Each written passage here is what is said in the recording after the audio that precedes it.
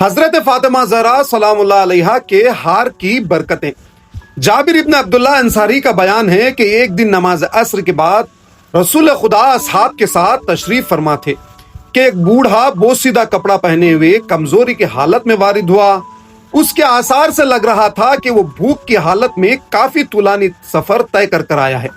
اس نے عرض کیا، میں ایک پریشان حال انسان ہوں، آپ مجھے بھوک، عریانی اور مشکلات سے نجات دلائیے۔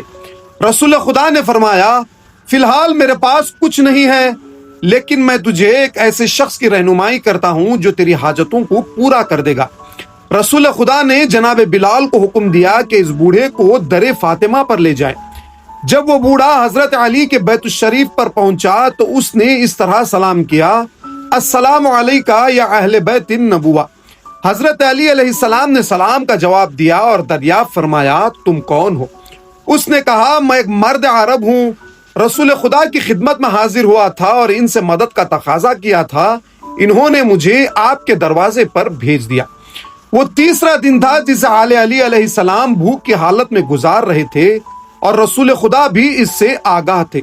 بنت رسول نے جب کوئی چیز نہ پائی تو آپ نے گوسفند کی کھال جس پر امام حسن اور امام حسین علیہ السلام سوتے تھے اس مرد عرب کو دے دیا اور فرمایا، خداوند عالم تمہیں آسودگی عنایت فرمائے۔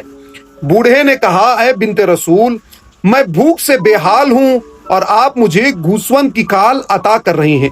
جیسے ہی جناب فاطمہ زہرا سلام اللہ علیہا نے یہ سنا، اپنا ہار جسے عبد المطلب کی صاحبزادی نے آپ کو ہدیہ کیا تھا اس مرد عرب کو دے دیا۔ وہ بوڑھا ہار لے کر مسجد میں آتا ہے۔ اس نے دیکھا کہ رسول خدا اصحاب کے درمیان تشریف فرما ہے۔ اس نے عرض کیا، یا رسول اللہ، آپ کی بیٹی نے مجھے یہ ہار عطا کیا ہے اور فرمایا ہے کہ میں اسے بیچ دوں، ممکن ہے خداوند عالم میرے کاموں میں وسعت عطا فرمائے۔ رسول خدا رونے لگے اور فرمایا، کیوں کر خدا وسعت اور راحت نہ دے، جبکہ اولین و آخرین کی عورتوں میں سے سب سے بہتر خاتون نے تجھے اپنا ہار عطا کیا ہے۔ عمار یاسر نے عرض کیا، کیا آپ اجازت دیتے ہیں کہ میں اس ہار کو خرید لوں؟ رسول خدا نے فرمایا، اس ہار کو خریدنے والے کو خداوند عالم جہنم سے دور رکھے گا۔ جناب عمار یاسر نے مرد عرب سے کہا کہ اس ہار کو کتنے میں بیچو گے؟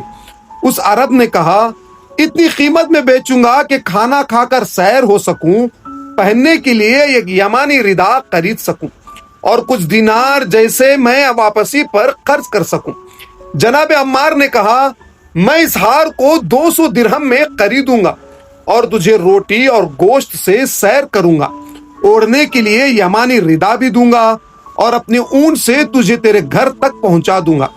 جناب عمار یاسر کے پاس جنگ خیبر کے مال غنیمت میں سے جو کچھ بچا تھا بوڑھے کو اپنے گھر لے گئے اور جو وعدہ کیا تھا وفا کر دیا۔ مرد عرب دوبارہ رسول خدا کی خدمت میں حاضر ہوا اور آپ نے فرمایا، کیا تو نے لباس لے لیا اور سیر ہو گیا؟ اس نے عرض کیا، ہاں یا رسول اللہ، اور میں بے نیاز بھی ہو گیا۔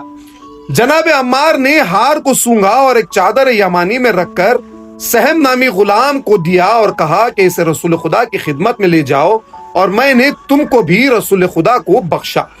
رسول خدا نے اسے جناب فاطمہ زہرا کے پاس بھیج دیا۔ بنت رسول نے ہار کو لیا اور غلام کو آزاد کر دیا۔ یہ ماجرات دیکھ کر غلام ہنسا۔